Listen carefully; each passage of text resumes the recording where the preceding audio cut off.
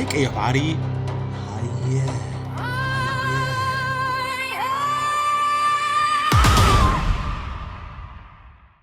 ቼክሜት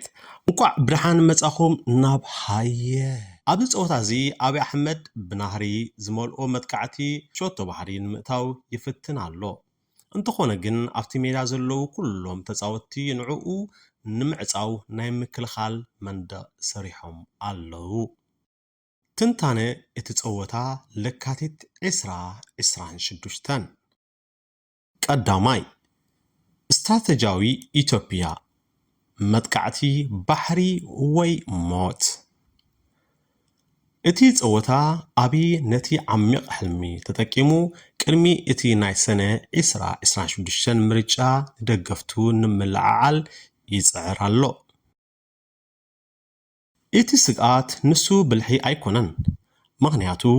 ተኸታተልቲ ኣምሓራ ኦሮሞን ባዕሎም ንባዕሎም ጎል ኣውን ይእትዉ ኣለዉ ፋኖ ኣብዚ ወርሒ ለካቲት ጥራይ ኣብ ውሽጢ 4 መዓልታት 20 ወረዳታት ተቆጻጺሩ ልዕሊ 300 ናይ ፌደራል ወታደራት ድማ ማሪኽሎ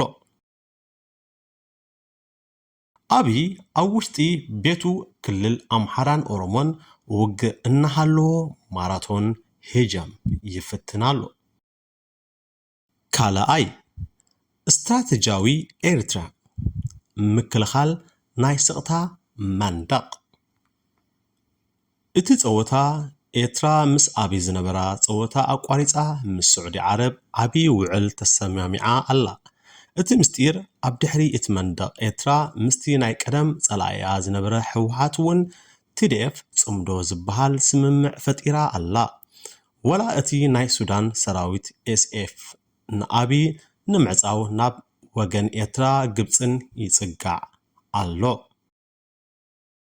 ሳልሳይ እቲ ሳልሳዊ ዕጽዋ ናይ ምክልኻል መንደቕ ሶማል ምስ ኢራን ዝነበራ ፀወታ ሰሪዛ ገምገም ባሕሪ ንምክልኻል ንቱርክን ግብፅን ፀዊዓ ኣላ ግብፂ እታ ናይቲ ሊግ ከቢድ ሚዛን ዝኾነት ግብፂ ንኢትዮጵያ ንምኽባብ ናብ ሶማል ታንክታት ናይ ኣየር ምክልኻል ትሰድድ ኣላ ቱርኪ እውን ከም ቀንዲ ዳኛ ኮይና ንኣብይ ካብቲ ልዕላዊ ወደብ ዝበሃል ሕልሞ ኣውፂኣ ናብ ናይ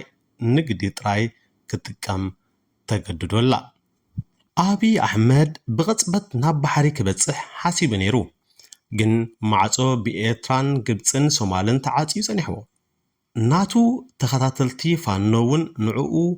ይቃውሞ ስለ ዘለዉ እቲ ዓሚቕ ሕልሚ ናብ ሕልሚ ሕርቃን ተቐይሩ ኣሎ ቀጻሊ ስጉምቲ መን ክወስድ እዩ ኣብይ ናይ መወዳእታ ተስፍኡ ዝቆረፀላ መጥቃዕቲ ክገብር ድዩ ወይስ እቶም ናይ ኣስመራ ንጋፋታት ክሳብ ውድቀት ብትዕግስቲ ክጽበይዎ እዮም ቼክሜት ማለት ኣብይ ሕጂ ዝኸዶ የብሉን ማለት እዩ ወይስ ኣጥፊኻ ጥፋ